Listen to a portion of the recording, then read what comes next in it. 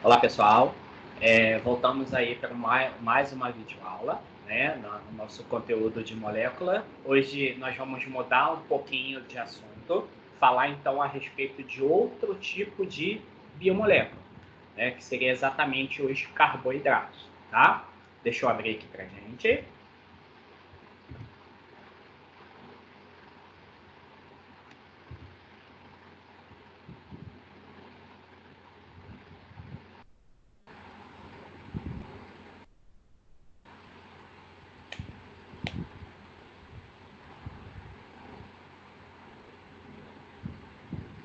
Beleza?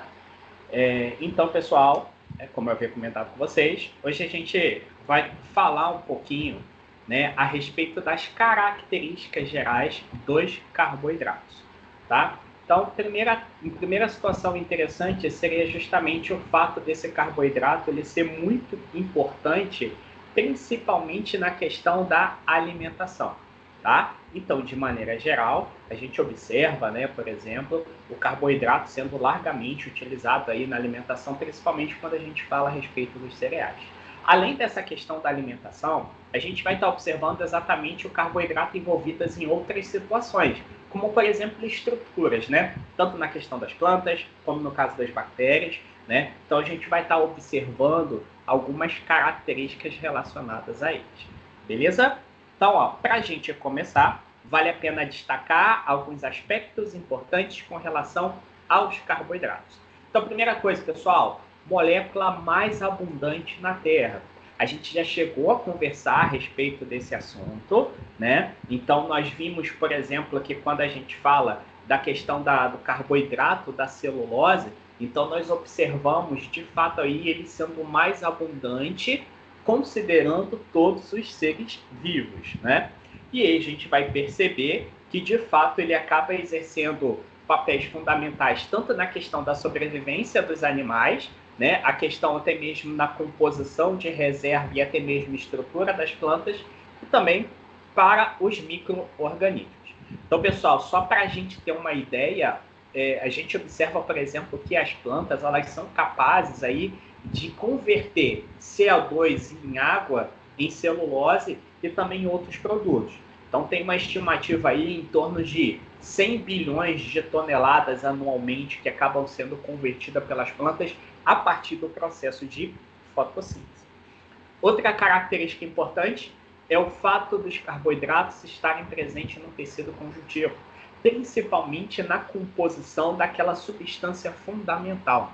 Nós vamos observar alguns carboidratos, né, compostos, né, dentro das glicoproteínas, né, que vão estar relacionados, né, justamente à estruturação, aquilo que seria a característica dessa substância fundamental, que vai estar relacionada, por exemplo, à questão dos carboidratos. Outro papel importante seria o fato dos carboidratos ser o principal componente da parede celular das plantas e dos micro-organismos de maneira geral. Então, isso vai fazer com que esse carboidrato ele exerça uma função tanto estrutural como também na questão da proteção. Tá? Então, inclusive, quando vocês chegarem lá na parte da microbiologia, né, os peptídeos glicanos relacionados à parede celular das bactérias, então acaba sendo interessante justamente nesse sentido. E quando a gente fala na questão dos seres vivos, né, principalmente do reino animal, né, nós observamos então que o carboidrato ele vai ser utilizado como fonte de energia. Então vai ser a principal molécula energética, né, que aí vai estar relacionado justamente aí à oxidação desse carboidrato para a formação de energia na forma de ATP. Além disso, ele pode servir também como, vamos dizer assim, insumo, como um componente, né? De fato, ele vai ser um componente relacionado, por exemplo, na síntese dos ácidos nucleicos. É só a gente lembrar, né? Do ácido ribonucleico e desoxirribonucleico. Então, tem uma ribose, né? Então, um carboidrato de 5 carbonos ali na questão da estruturação e da formação, tanto do DNA quanto do RNA. Né? Além disso, cofatores metabólicos, como o gliceraldeído 3-fosfato, então acaba sendo interessante justamente nesse sentido. E como eu disse para vocês, o amido acaba sendo o principal carboidrato utilizado na alimentação, né? E isso a gente leva em consideração, né, o mundo todo. A gente sabe que vão ter regiões onde a gente vai ter um consumo maior relacionado aos carboidratos e outros que a gente acaba tendo, né, de repente até mesmo uma certa diferença, né, o tipo de carboidrato e a forma também que ele vai estar sendo consumido, tá? Então, pessoal, eu tenho algumas importâncias biológicas relacionadas a esse carboidrato.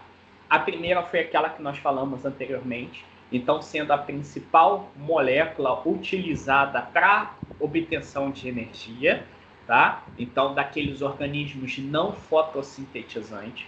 A questão da proteção na parede celular de plantas e bactérias e também na composição aí do tecido conjuntivo dos animais, né? Aí que aquilo que eu falei com vocês, né? Levar em consideração aquela substância fundamental.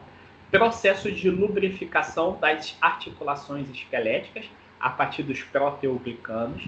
Sinalizadores, tá? Moleculares, então aí como glicoconjugados, né? Associando o glicoconjugado como associando aí com proteínas e também com lipídios, e também como uma espécie de reserva energética.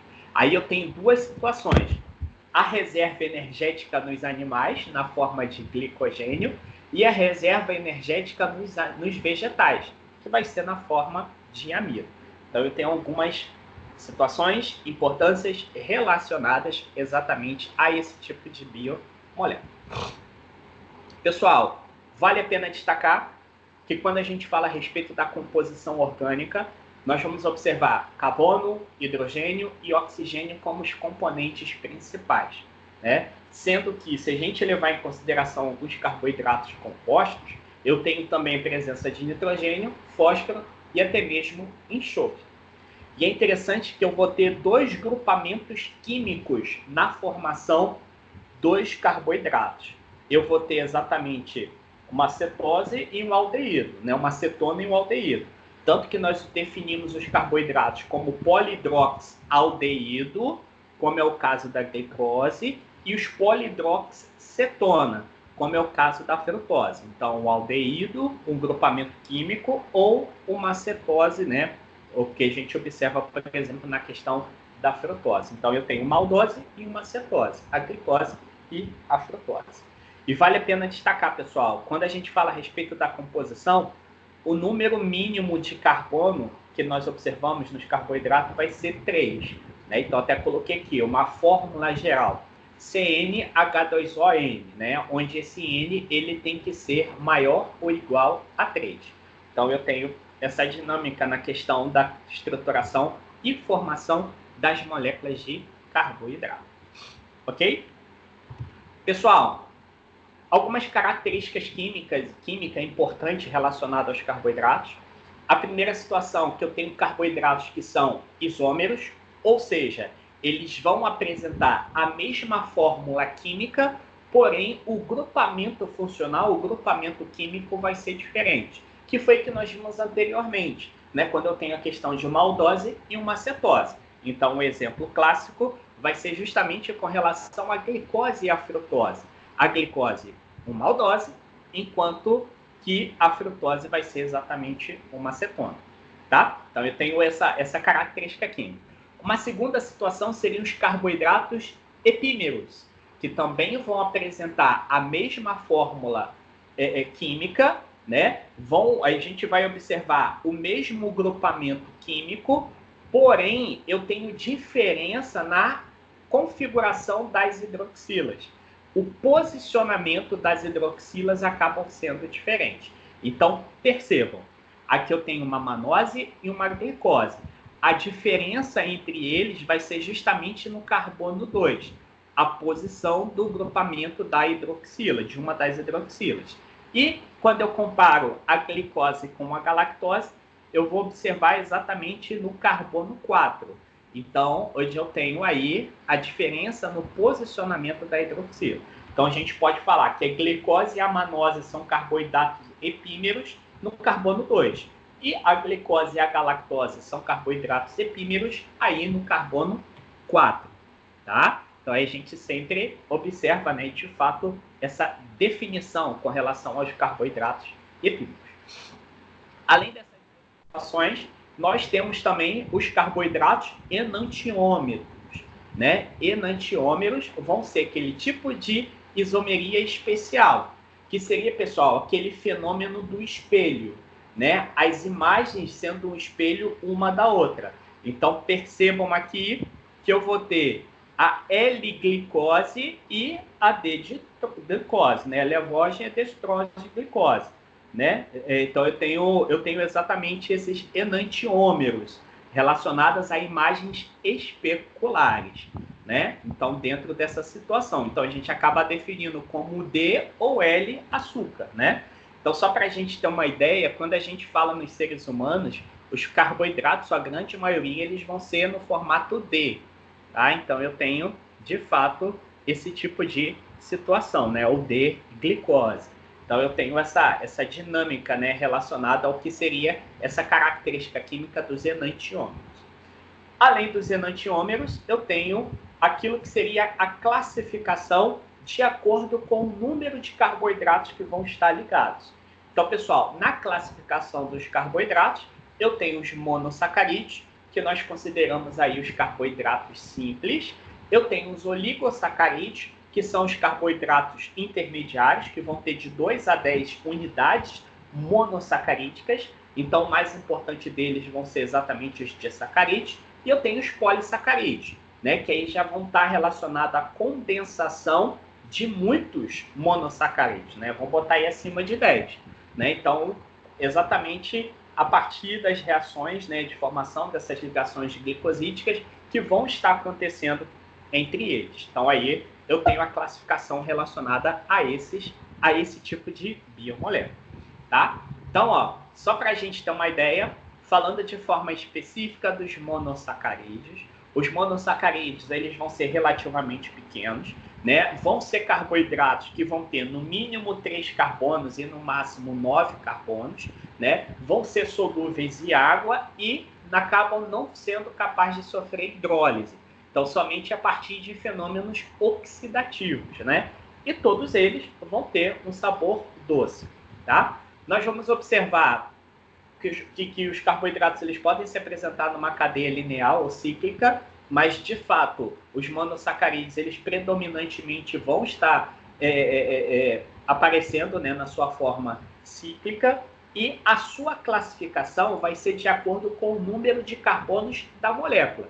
Então, por exemplo, vejam só, eu tenho um monossacarídeo de 3 carbonos, que eu chamo de triose, de 4 carbonos, tetrose, 5, pentose, 6, hexose, 7, heptose, 9, nonoses, e aí vai de acordo com aquilo que seria exatamente esse tipo de definição.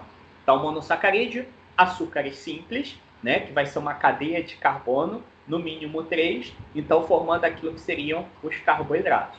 E a gente pode observar, pessoal, que dentre todos esses monossacarídeos, aqueles que acabam tendo uma importância, né, vai ser exatamente a glicose e a frutose, que acabam sendo aqueles carboidratos que vão estar mais abundantes nos alimentos, né, principalmente na questão dos sucos, das frutas. Então, vai ser aquele que a gente acaba encontrando em maior quantidade. Certinho? Ó, só para a gente poder ver alguns exemplos desses monossacarídeos, tá? E aí alguma importância biológica que ele vai estar relacionado. Então percebam que nós temos glicose, frutose, galactose, manose, xilose e arabinose, né? São os principais monossacarídeos. E aí, por exemplo, as trioses, eu tenho o gliceraldeído e o dihidroxiacetona, tá? Então a gente vai ver, por exemplo, eles como percussores de vias metabólicas, né? Então até botei aqui, ó, composto intermediário da glicólise, enquanto o dihidroxacetona relacionado tanto à glicólise como ao ciclo de Calvin, tá? Quando a gente fala das pentoses, os dois exemplos clássicos, a questão da ribose e da desoxirribose. Então ambos vão estar relacionados ao carboidrato da composição dos aminoácidos, dos ácidos ribonucleicos, tá? Então, no caso da ribose, RNA, e da desoxirribose, o DNA. Ok? Já as hexoses, eu tenho a glicose, a frutose e a galactose. Então, glicose, principal carboidrato utilizado como fonte de energia. A frutose, querendo ou não, acaba também tendo uma função energética. E a galactose, que vai estar na composição da lactose e também acaba tendo uma função energética. Então, podendo ser oxidado, né, para aquilo que seria a produção de energia.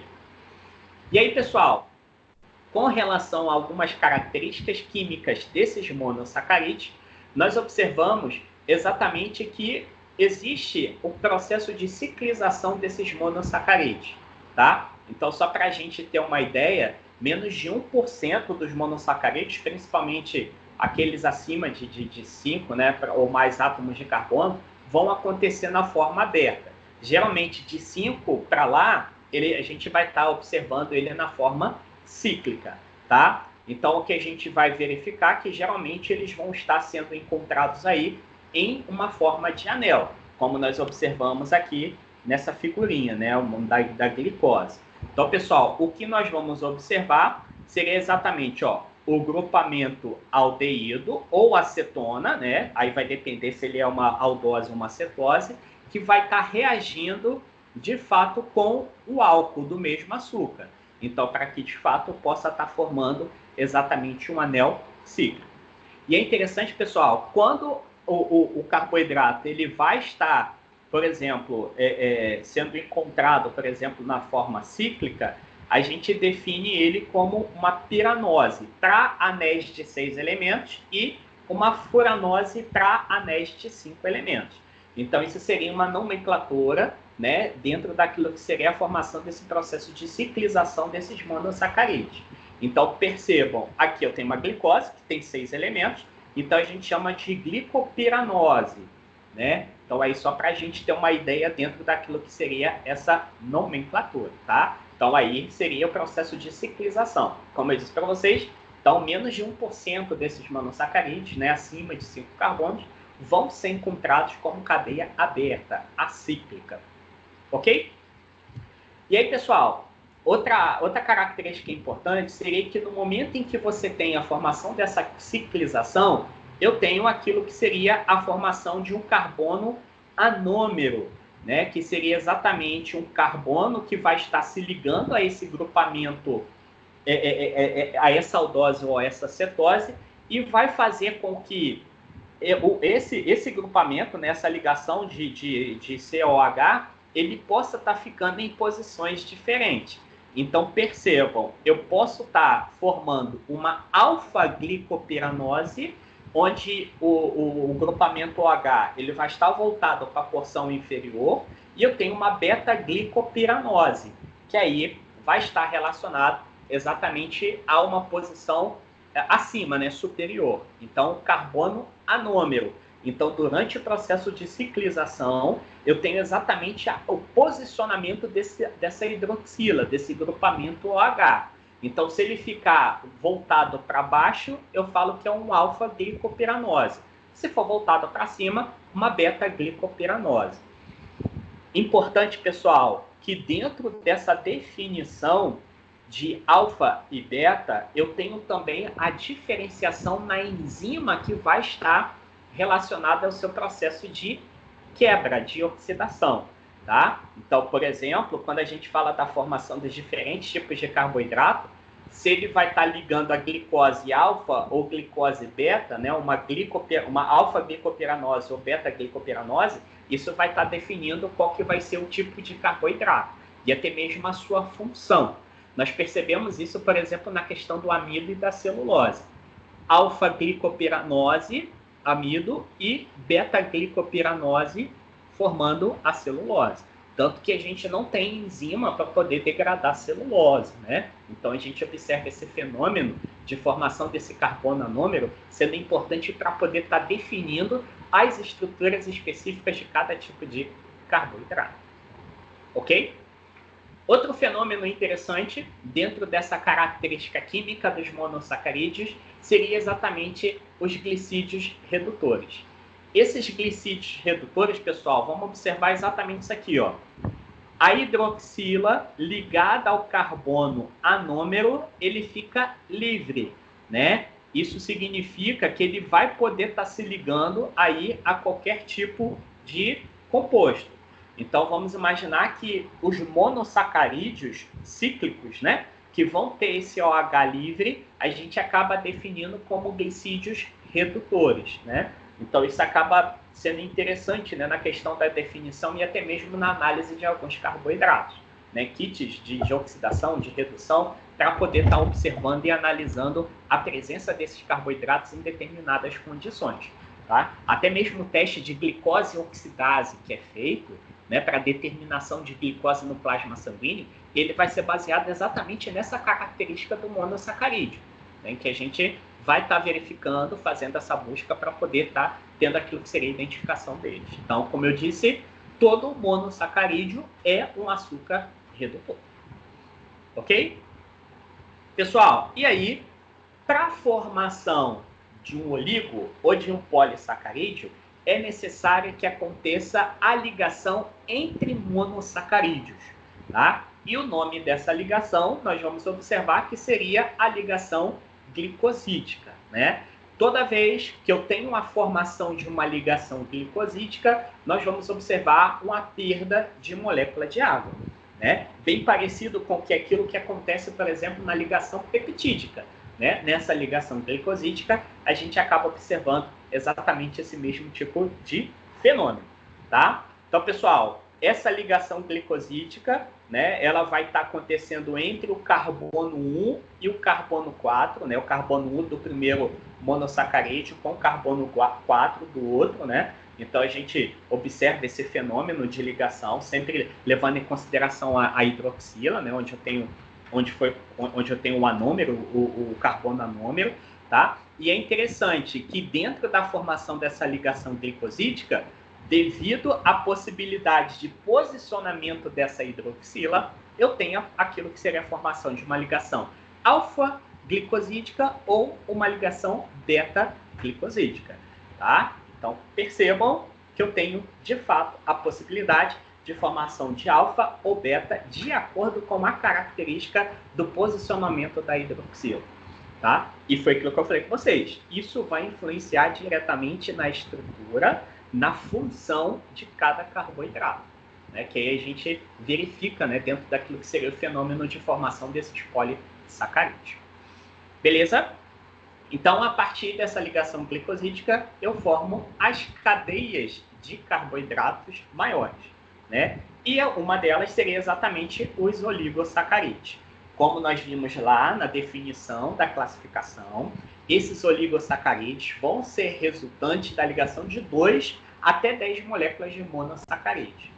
E dentro dos oligosacarídeos, os mais importantes vão ser os disacarídeos, que pelo próprio nome diz, ligação entre 2 monossacarídeos. Aí, pessoal, eu tenho 3 disacarídeos importantes, né? Bem conhecidos.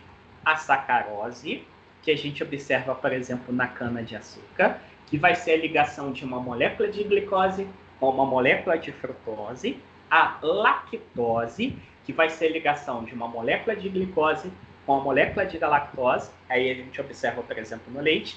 E a maltose, que vai ser a ligação de 2 moléculas de glicose, né? Então, aí, o malte, né? Quando a gente fala, por exemplo, da cerveja, então a gente observa, de fato, essa situação. Pessoal, os disacarídeos vão ser carboidratos que vão ser solúveis na água, tá? E diferente dos mono, para que a gente tenha exatamente a sua quebra, é necessário que eu tenha um processo de digestão. Ou seja, que eu tenha a presença de enzimas específicas para a quebra dessas ligações glicosídicas, para que, de fato, esses monossacarídeos eles possam ser aproveitados aí no nosso dia a dia, né? Que seria na questão da obtenção de energia. Então, essa seria a definição desses oligosacarídeos. Então, ó, só para a gente ter uma ideia, que foi aquilo que nós vimos, ó, os disacarídeos, como no caso da glicose, abundante na cana-de-açúcar, né? A sacarose, formada pela glicose e frutose, abundante na cana-de-açúcar. A lactose, glicose e galactose, que vai estar no leite. maltose, que é glicose e glicose, na questão do malte, né? Então, por exemplo, aí na questão da composição de alguns vegetais, tá?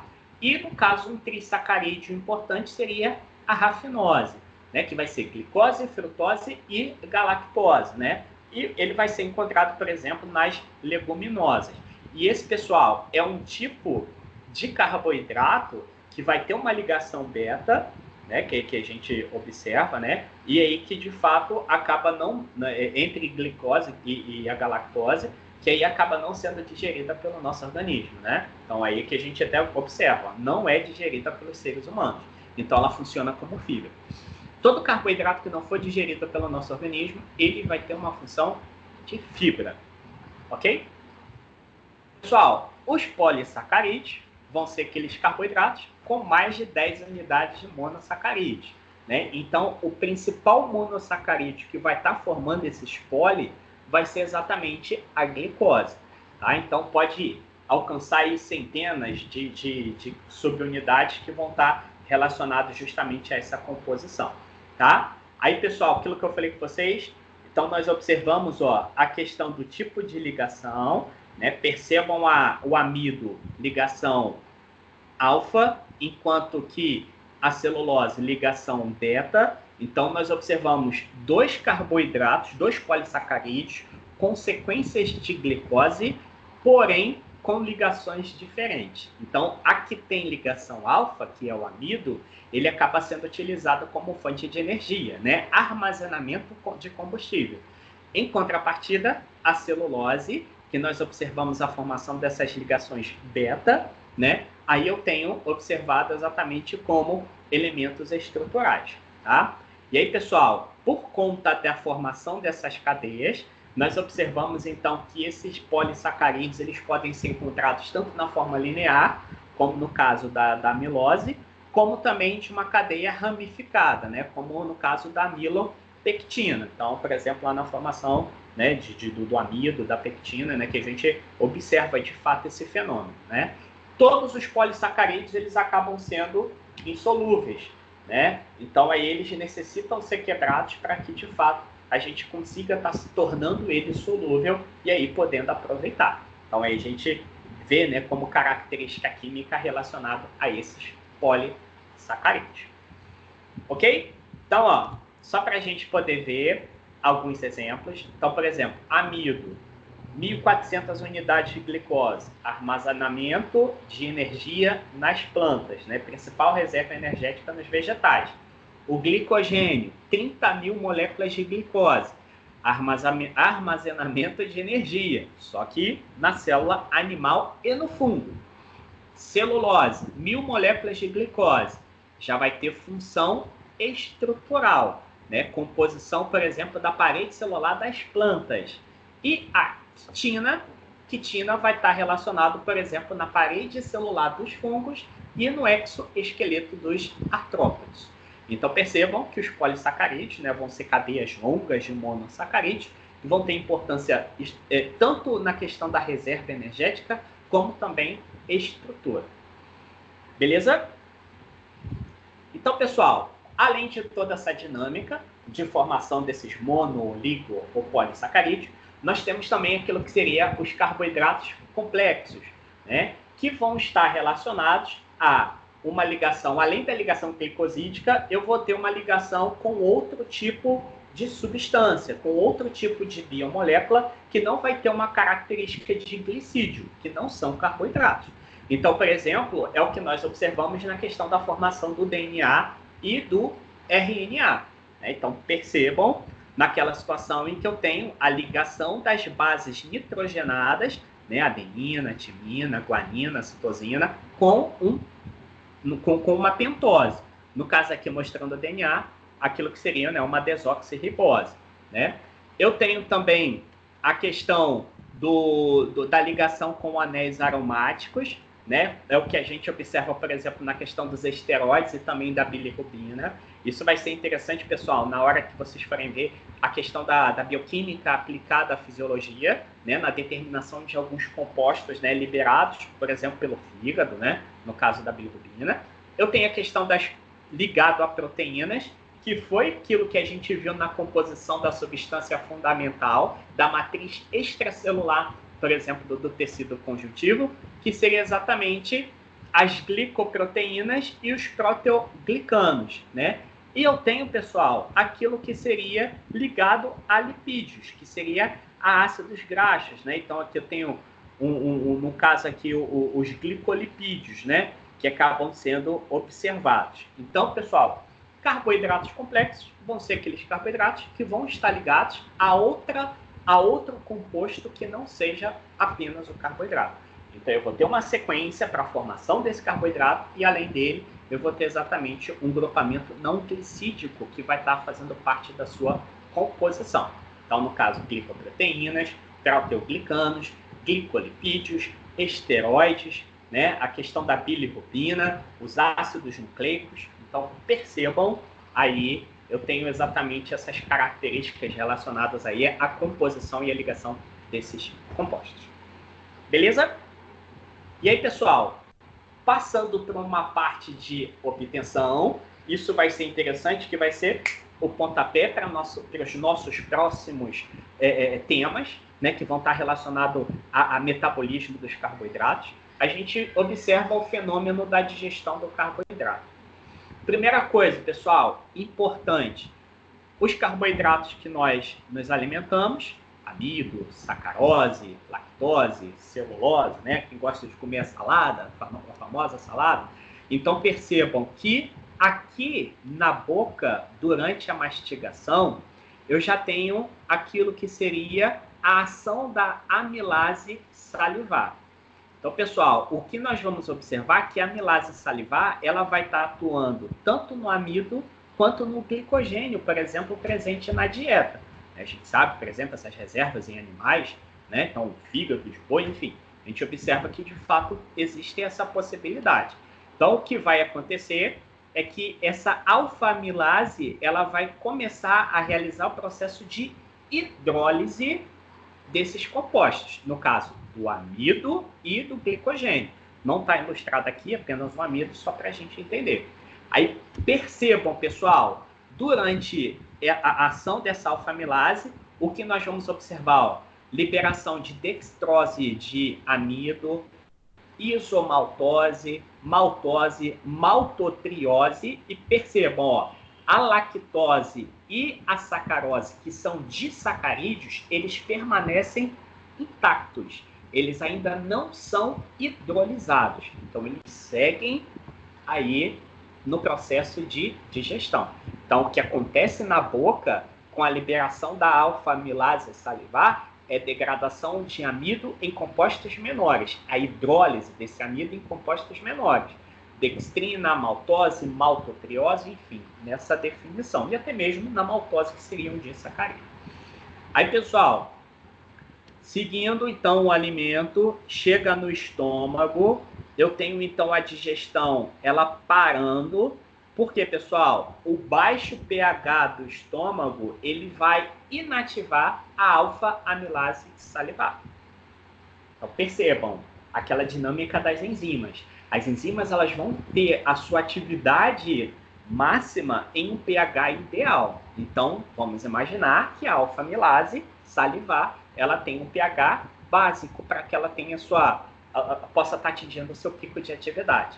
Então, a partir do momento que ela encontra um ambiente ácido, ela simplesmente acaba sendo inativada. Beleza? Então, pessoal, todo esse conteúdo ácido, né, misturado, então, com esses alimentos, ele segue em direção ao intestino. E aí, aqui no intestino, essa substância ácida, ela acaba sendo neutralizada pelo bicarbonato que vai ser secretado pelo pâncreas.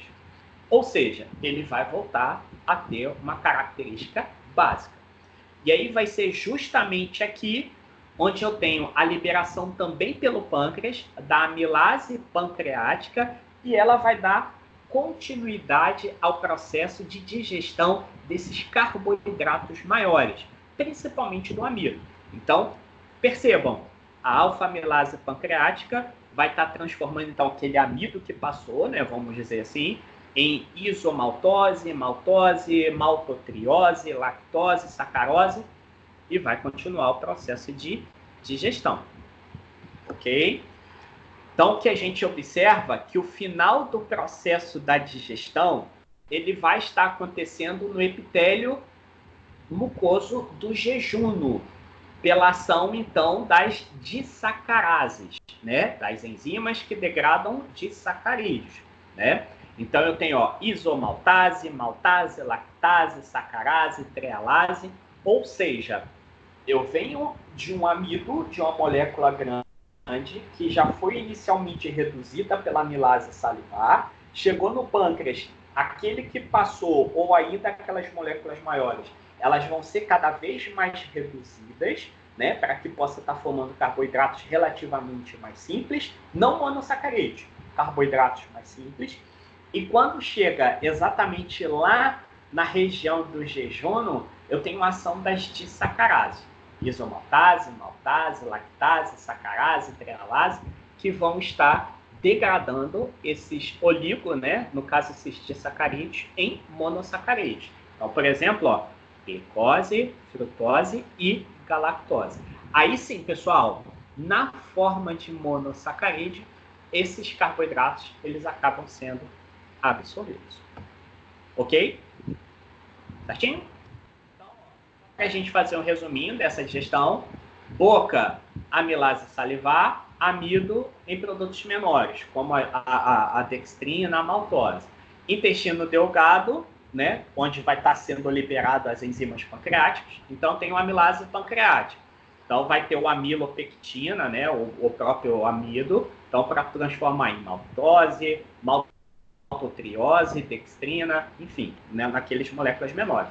Chegou lá na mucosa do jejunum, né, até intestinal, borda em escova, eu tenho as sacarases, né, que seriam as disacarases, melhor dizendo, né, então que vão estar lá, por exemplo, a isomaltase, a sacarase, a maltase, a lactase, que vão ter como substrato os disacarídeos, né, ou, por exemplo, os oligosacarídeos, e transformando em glicose, glicose, frutose, glicose, glicose e glicose galactose. Então, chegamos ao final do processo de digestão apenas com os monossacarídeos. E aí, nós vamos vir para o fenômeno de absorção desses carboidratos. Então, pessoal, esses carboidratos estão lá no lúmen, tá? Dos enterócitos, lá no intestino. O que nós vamos observar vai ser exatamente transportadores de membrana que vão fazer com que esses carboidratos eles possam estar entrando na célula.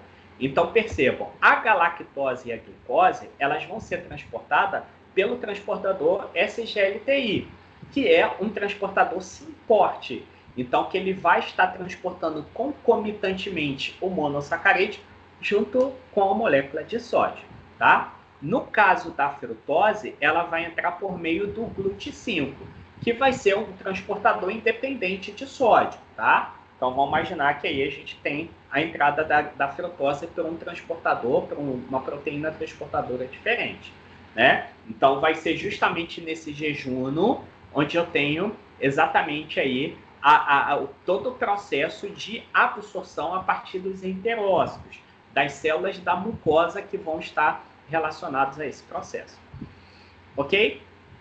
E aí, pessoal, depois que ele entra nessa região, né, escovada, ele segue dentro dessa célula e vai, por exemplo, em direção à corrente sanguínea. Então, todos os 3 monossacarídeos, eles acabam sendo transportados para a circulação por um outro tipo de transportador, que seria o GLUT2. Então, percebam, o SGLTI e o GLUT5, eles estão voltados para o lúmen do intestino, enquanto que o GLUT2, ele está voltado, por exemplo, para o vaso sanguíneo. Então, como se a gente aqui fosse o lúmen e aqui fosse o vaso sanguíneo. Então, vai ser a partir desse transportador, desse GLUT2, em que esses monossacarídeos vão estar caindo aí na corrente sanguínea. Tá? Aí, pessoal, quando a gente for ver, de fato, o processo de metabolismo, a gente vai voltar a falar um pouquinho justamente dessa situação para poder ver como que acontece o transporte e onde que vai estar, de fato, né, ocorrendo todo esse processamento desses carboidratos, né, e como que, de fato, ele vai acontecer. Tá? Então, aí a gente tem como esse processo de absorção relacionado justamente a esse tipo de transporte de membrana. Ok? Certinho? Então, pessoal, daqui a pouco a gente volta, né, para poder falar um pouquinho, né, a respeito do que nós discutimos, do que eu discuti aqui com vocês, e a gente vai estar praticando aí o ACOM, né, durante a nossa videoconferência. Beleza? Um abraço e até mais.